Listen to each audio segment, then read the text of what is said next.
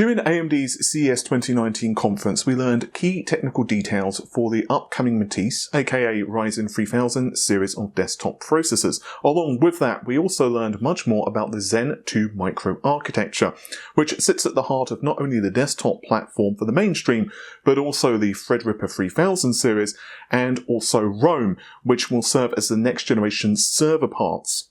My name's Paul, and in this Gaming Telecom video, we're going to be exploring all we know thus far, both officially and through leaks, of the Ryzen 3000 series processors along with the Zen 2 microprocessor architecture. Now, this video was recorded on 2 separate days, which you can clearly see. There is a simple reason behind that. I originally wrote this script the day before a couple of major leaks popped up on the internet, so I had to rewrite a lot of this script and then re-edit it, and that's why you're seeing this video pop up a little later than I originally hoped, and also why I changed shirts throughout the video. AMD's Ryzen 1000 series of CPUs launched back in April 2017 to critical acclaim. Yes, single thread performance was not quite as high as Intel's, and we also had a lower clock speed, but in terms of sheer value, it was very hard to argue with what AMD were offering here. AMD really hit Intel hard in both core count and value, offering an 8-core 16-thread processor, which in many applications would take on Intel's then current HEDT processors of double or treble the price. The CPUs were designed on a 14nm process. The project was headed by lead architect Jim Keller, who has since rejoined Intel. AMD's original promise had been a 40% uptick in IPC from their excavator architecture. Without going super into technical details of an older architecture, the CPU was designed from the ground up and brought with it a CCX modular design. The premise here was simple enough. CCXs could be combined together to form a higher core count chip. 4 CPU cores were huddled together in each CCX, each with their own respective level 1 and level 2 caches, and a level 3 cache, which each of the 4 chips could access on that CCX. The other CCX, should it be present, could access the data in its siblings' cores, but with a higher latency than Intel chips. Long story short, AMD hit over a 50% IPC gain over its older architecture, crushing the 40% initial target. AMD's strategy with the original Ryzen series of CPUs was very simple, and very different from that of Vega, which we can all agree was overhyped. Instead, with Ryzen, AMD chose to under-promise initially, and then when the processors were finally launched, they over-delivered. The Ryzen 2000 series saw an incremental IPC improvement, reducing cache latency of the cores and leveraging the 12nm process. Zen Plus offered a small clock speed boost, and combined that with IPC gains meant that the CPUs held their own against Intel's 8th generation, and while the 9th generation, i9-9900K for example, is without question faster than the 2700X, it is also double the price. AMD win in value, and Intel technically win in performance. In our own testing though, IPC-wise, AMD did nail the 2 to 3% performance gain compared to the older architecture. In fact, the IPC is very similar to that of Intel in most benchmarks. There are some exceptions, such as heavy AVX usage in multi-threading. So at the same clock speed, the 9900K and the 2700X are essentially producing very similar results in, say, Cinebench. Of course, Intel's processors do boast a clock speed advantage. The underlying architecture of the 2nd generation Coffee Lake series of processors is essentially Skylake with a few tweaks and a higher core count, and the lack of a real architecture update from Intel really did help AMD hold its own here. And this is in no small part to blame with the 10nm issues Intel has since faced. Moving from the past, what do we know about the Zen 2 microarchitecture along with the processors that it will spawn? Matisse is the Ryzen platform, Rome is the Ipc server CPUs, and finally we have Castle Peak, which is Threadripper. The CPUs are created using TSMC's 7nm process, more on that in a moment, but there are also a variety of changes to the cores versus the Zen 2 architecture found in the older generation of Ryzen 2000 series processors. AMD have not given all of the information yet on Zen 2, but it is confirmed that in-silicon spectre enhancements were added. AMD have also improved the front end of the processor with improved branch prediction unit and prefetcher, allowing the CPU to be better at guessing the way code is going to fork with if statements, for example. Micro-operation cache has been improved, dispatch bandwidth is increased, and the FPU has seen a drastic improvement with a 256-bit data path, FMA execution units, and a 256-bit LS. These are compared to just 128-bit of Zen Plus and the original Zen. Combine this with more bandwidth. AMD have added in support for PCIe 4.0, we'll get to that more in a moment, and Infinity Fabric 2, which offers twice the transfer rate compared to the first generation. AMD have gone with a very different strategy with their processors compared to Intel, who are also slowly shifting in that direction as well. With the original Zen processors, their chips were designed in a Lego-like fashion, and they've taken this philosophy and built upon it, if you excuse the pun, with Zen 2, and have produced chips with a 14nm I/O die handling the memory controllers, PCIe, and so on, while the CPU cores are produced on a 7nm process. From the engineering sample Lisa Su showed on stage, there was a single 7nm die which contained the 8 x86 processor cores, and the single larger die you see is the I/O controller. This strategy, in theory, should reduce costs a bit as it's a less complex part to produce than if AMD decided to go with a single monolithic 7nm die with all of those bits in one, and it also means that time to market for AMD has been less. The AMD CEO has already stated that you might have noticed there is more space on the package, and confirmed verbally in follow-up discussions that Ryzen 3000 will have more cores, but they're not officially confirming how many. Speaking to our own sources along with whispers in the industry, 16 cores is almost a certainty. This means that 32 threads, or to put it another way, the same number of cores and threads as we saw in the Threadripper 1950X, but those cores will run at higher clock speeds and be more efficient. There is also the question, of course, of memory bandwidth. And firstly, these CPUs are going to be using a dual-channel design, much like the older Ryzen processors. Not only as a cost-cutting measure, reducing the cost of the motherboard, the CPU, and other parts. After all, producing a motherboard with extra memory traces and a more complex board requires more money, but also for backwards compatibility with the older generation of Ryzen motherboards. AMD demoed the Ryzen 3000 series CPU with 2666 MHz RAM, but that doesn't really mean much. The rest of the demo system was identical, other than the motherboard and processor of course, to the 9900K. Officially, the Intel i9 9900K supports 2666 MHz. Reality is, though, that major board vendors support RAM running at much faster speeds for both Intel and AMD, and we ourselves have tested RAM of over 3000 MHz on the 2700X to show how it scales with clocks. I've heard through sources that Matisse will officially support memory speeds of up to 3200 MHz, although there are some whispers in the industry it may be faster, but this is not confirmed by anything that I've heard firsthand.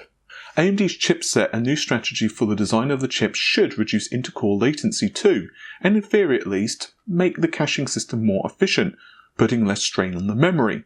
We don't have all of the details here, but with better branch prediction and other tweaks, we should see the CPU be better at reducing memory traffic. It'll be interesting to test how well this scales though, particularly with CPU cores versus memory bandwidth in heavy multi-threading tasks. Once again, from what we've been told, AMD have made a concerted effort and apparently scaling is fairly good. So what about clock speed in IPC? In regards to clock speed, the company are being very hush-hush and have said that they are still fine-tuning things for both desktop as well as the server platforms. And furthermore, they did not reveal the clock speeds that we saw the 8-core Matisse part running at CES 2019. With IPC information, the company have also been rather cagey. The only figure they revealed is that when we are dealing with applications which use heavy floating point operations, you can see almost 30% gain over the original Zen architecture, but they quickly followed that up with a statement which reinforced the fact that this is best case scenario. However, there have been a lot of whispers in the industry, along with things that I've heard personally, that tells us that, 13 to 16% IPC, let's say 15% on average, gain over the original Zen architecture is what we can expect. And indeed, there has been a benchmark that was leaked on the internet. And this benchmark is a 12-core Matisse part, which is clearly an engineering sample. Using this part, we can certainly get a firm understanding of what AMD are doing in regards to the processor. Regular viewers will remember that we did indeed cover the linked user benchmark database score, where we see a Matisse sample with 12 processor cores running at 3.7 GHz for the turbo frequency and with a base clock of 3400 MHz, though the benchmark was apparently completed with an average of 3600 MHz. The processor ran with 32 MB of level 3 cache, which means that each of the 8 x86 core clusters are still running with 16 MB of level 3 cache total. For those unfamiliar, the older Zen architecture features 4 core CCXs, and they were comprised of 8 MB of level 3 cache. So you had 2 of those together, which would form, say, the 2700X, and thus the 2700X would have 16 MB of level 3 cache. This is confirmation that the cache for level 3 anyway has remained consistent, and mirrors what I was told behind closed doors. AMD allows the 12-core processors to retain full access to the 32 MB of cache, so this means that we don't get a 16 plus 8 MB part. For reference, this is no different to the handling of, say, the 2600X, but still, the confirmation is nice here. So the 12 processor cores means that in theory, AMD have the ability to still increase core count to the full 16, which has been the rumour. But let's focus on IPC and clock speed for a moment. Essentially, we have a single core score of about 116 points, which is within spitting distance of a 2700X running at up to 4300 MHz. That means we're looking at around a 15% slower clock speed for single core, but with an equal score. So we can take away that in this test anyway, AMD's IPC targets seem to be in place. Furthermore, 1741 points is what the 12-core part reaches, which crushes the 1350 of the 2700X in multitasking. But there's a reason that these scores are so important, because the memory with this particular sample was running at only 2666 MHz and with only a single channel. Sure, multi-core performance will be less impacted by the lower bandwidth of a single channel and slower memory, but let's be honest, it's still impacted. Multi-core, though, would certainly appreciate the additional bandwidth. I've been told that 3200 MHz is the official speed that AMD are looking to support with the Ryzen 3000 series, which isn't unusual and is pretty conservative when you think about it. After all, the original Ryzen supported 2666 MHz, the 2000 series supported 2933 MHz, so really, this is just the next logical jump. AMD are clearly not focused on pushing the performance of the chips yet and not worried about the memory controller, which is on the I/O die. Instead, they're likely trying to make sure that the two x86 CPU clusters are functioning correctly, speaking to one another, and Infinity Fabric is doing its thing in chip-to-chip communication. But this is just a theory on my part, and Lisa Su certainly hasn't whispered to me. What we can say, though, is there's a very good chance that the engineering sample chip that we saw at the CES 2019 conference was running at a different clock speed to what we see the engineering sample of the 12-core part running. We can also make a few predictions based upon the information we've gathered so far. Firstly, the i9 9900K was said by Lisa Su to be running at stock speeds, which means that when Cinebench was running, we can assume that the i9 9900K was reaching 4.7 GHz across all of its processor cores, with 5 GHz of course being the CPU clock speed for just a single or 2 cores running. We know from our own testing of IPC with the 2700X and the 9900K that at the same clock frequency with the same memory timings and clock speed, that the two processors, the 2700X and i9 9900K, are roughly the same in performance in multi-threading with Cinebench R15. Note, this is once again with the frequency locked in place. So this means that both CPUs were running at either 3 or 4 GHz. We are not letting the processors run at their default values. Is that if the scaling remains consistent of about 15% IPC, we can guess that the high 3 GHz, let's say around 3900-ish, to low 4 GHz mark for the engineering sample at CES 2019 is logical, and we can also guess that they weren't using a single memory channel either. There are, however, a couple of takeaways here. The first is that the Ryzen 3000 series processor just plumb scales really well with Cinebench R15, either just because of the workload or maybe with multi-core performance and SMT. So in other words, AMD are able to eke out more performance with SMT than what Intel would be able to with its i9-19900K, thanks to the architecture changes we're seeing. So if this is the case, SMT would scale better, and it means you would need less clocks to get the same amount of work done, which might mean, if this is the case, that clock speeds are closer to the engineering sample 12-core part that was leaked. In other words, they're slower than, let's say, 4 GHz. There is another possibility, which is the reverse. A multi-core performance, or Cinebench, doesn't scale as well as the 15% IPC, and thus the clock speeds are higher than what we're predicting. I do not have a source for this, and this is guesswork based upon what we know about the older Zen architecture, IPC and other information, such as TDP. The on-screen figures, assuming they're accurate, and I don't think for a moment that AMD would lie about this because they would get crucified during actual reviews, that the Ryzen 3000 series processor we saw is considerably more efficient than its predecessors or Intel's own 9th generation. The 7nm process means that AMD were pulling around 70 to 80 watts, let's say 75 watts on average for the processor. This gives AMD a lot more headroom, although we don't have precise information on how TSMC's 7nm scales with larger processors.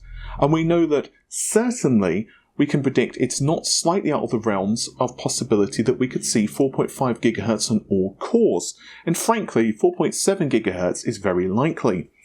AMD has said that with smaller processors, less complex designs, TSMC had originally predicted we can see up to a 35% increase in performance with the same power consumption, but with larger, more complex processors, such as Vega and of course Ryzen, this is not the case, and in their experience it's around a 25% gain. We can certainly predict it's not out of the realms of possibility we see a 4.5 GHz hit on all processor cores, and frankly, matching the i9-19900K and its 4.7 GHz is very, very likely. Next we have Jim over at Adorn TV, who put out a video leaking possible specifications of the upcoming Ryzen 3000 series processors.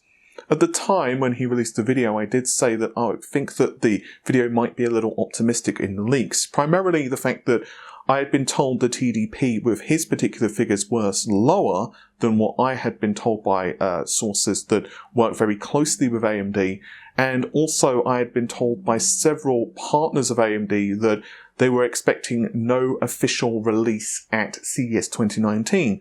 Regardless, I do believe a lot of Jim's information, including the core count, is pretty accurate, because A, it matches what I've been told, B, it's just logical, and C, the clock speed is not out of the realms of possibility. Lisa Su did go on record and stated that the various Zen 2 processors are currently under fine-tuning to get their clock speed to optimal conditions. With that said, I believe that the Adorned TV leak is most likely what AMD are targeting the various Ryzen SKUs to operate at in terms of clock frequency. There is a couple of other things we need to discuss though in regards to leaks. The first one would be from a Russian online retailer, and they are known as eCatalog. They list a variety of different Ryzen SKUs, including the Ryzen 9 3800X. And I personally believe that this retailer basically just parroted what Jim had released onto the internet. So I don't think that they released anything unique there. I personally believe that these clock frequencies that we're seeing are essentially just a rehash of the information that Adorned TV put out, and the retailer were doing this simply for the purposes of getting in those precious backlinks. We also have a list of SKUs that supposedly was meant for OEMs so that they can understand what parts AMD would be offering. For the most part, in terms of clock frequencies and the thread count, also at CES 2019, AMD confirmed that the Matisse platform would not have a chiplet APU variant.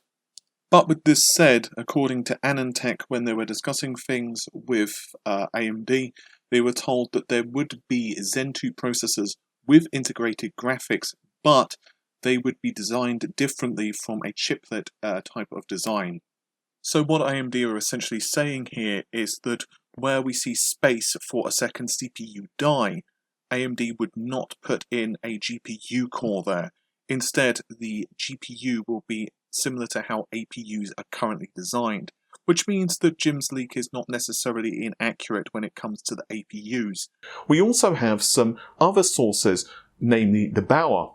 And from what DeBauer has said, who by the way is a well-known German overclocker, I think it's fair to say, by the way, that DeBauer does know a bit about computers, and I suspect he has fairly reasonable sources. During a live stream, he said that 5 GHz is highly possible according to his sources, though it's less clear if all samples are going to be able to hit that, whether this is from overclocking, what the actual clock speeds are across all of the different SKUs, and so on and so on.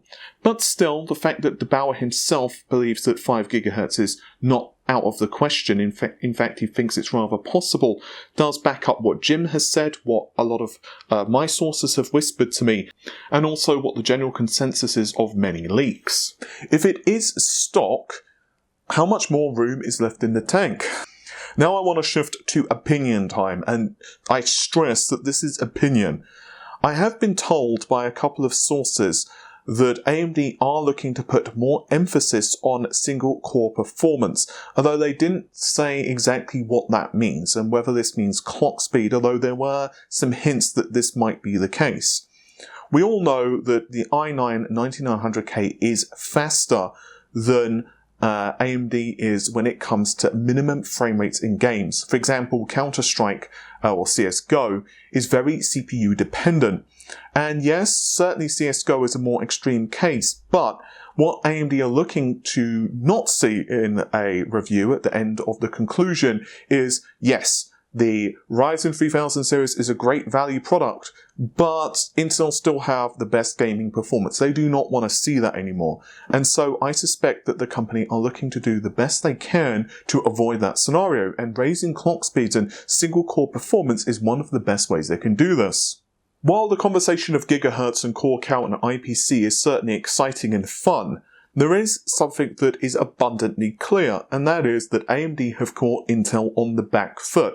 Let's even assume, for the sake of this video, just for a moment, that 16 cores does not ever happen from AMD. I believe it will, but let's just for a second assume it doesn't. And AMD decide to just release a 12-core processor that's running at 4.7 GHz. It still means that Intel have nothing in the Coffee Lake 9th generation series which can touch it, because even a lower end Ryzen 5 part would be able to compete, possibly beat, the much more expensive, in theory, i9-9900K. And the reality is that if AMD do release a 16-core part, which is roughly on par in terms of pricing to the i9-9900K, they still are a better value because they're offering double the CPU cores, and what's more is the platform itself, the B550 or even the X570 motherboards, are generally going to be cheaper. It will be interesting to me if there's any refuge Intel have left in the mainstream market. The only way they can compete in core count would be the HEDT processors against AMD's mainstream.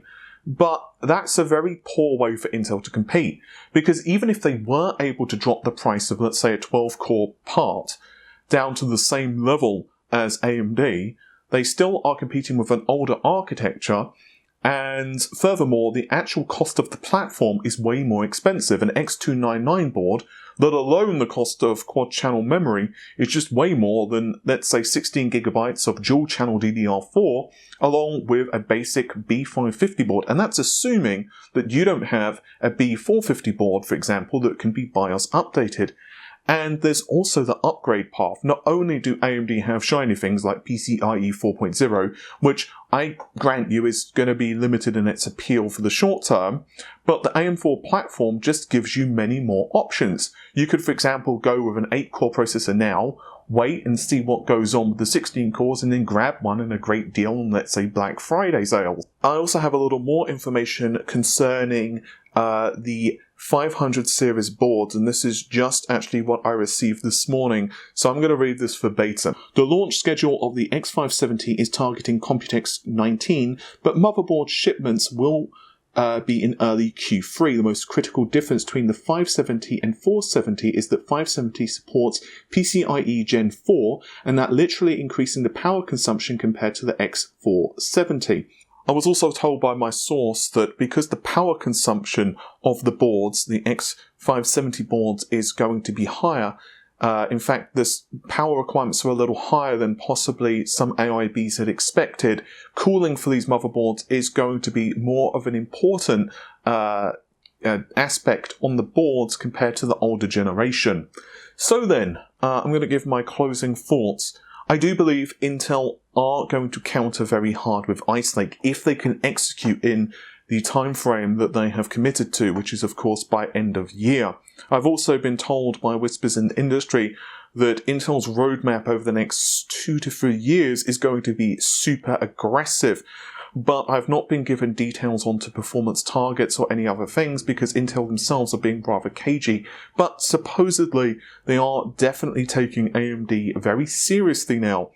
And while this is a cliche statement from me, Intel are Intel. And what I mean by that is that Intel have the engineering resources to really put up a fight. I don't think that Intel are going away anytime soon. But what they have experienced over the last couple of years is a combination of delays in the 10nm process, along with not really pushing the architecture of their processors. So they got caught basically with the 7th generation of Kaby Lake, which of course was fighting off against the 8-core Ryzen 1000 series. They still couldn't compete in core count with the 8th generation, and now with the 9th generation, they are having to fight off Zen 2 for about 6 months. But I still do believe Intel in the long term will do very well. But for the moment, AMD are going to have a very free reign of the market. It's going to be interesting to see what the pricing strategy is from AMD here. I'm really hoping that the prices we saw from Adore TV is accurate, because it would mean incredible value for us as customers. It's also possible, though, that AMD could read the market conditions, realise that Intel can't really do much to counter them right now, and be a little heavy-handed with the pricing. But let's hope that this is not the case. Regardless, the next 6 to 12 months is going to be fascinating in the industry. Without any question, I believe that the tech world has moved on a lot over the last couple of years, and whether you're an AMD fan or not, it's impossible to not be at least a little thankful for them to increase the core count, because even if you're a die-hard Intel fan, you have to admit the fact that Intel are now releasing 8-core processors for the mainstream is fantastic. Hopefully you've enjoyed the video. If you did, you can click the like button, which helps us out a ton, as well as subscribe, and also click the bell icon, which actually notifies you that we upload a video rather than just saying that we kinda like you, which is how YouTube takes it if you don't click the bell icon. You can also find us, of course, on Patreon and social media in the description of the video. That's not to say you have to donate on Patreon, but if you choose to, it is very appreciated. And you can also find us on Amazon affiliate links, which are linked in the description as well. So if you want to buy a new hairbrush and you do so through one of those links, it does give us a few pennies, which also helps us run the channel, and of course is not a recurring payment.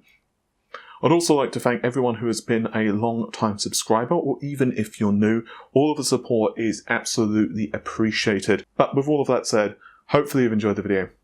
Bye for now.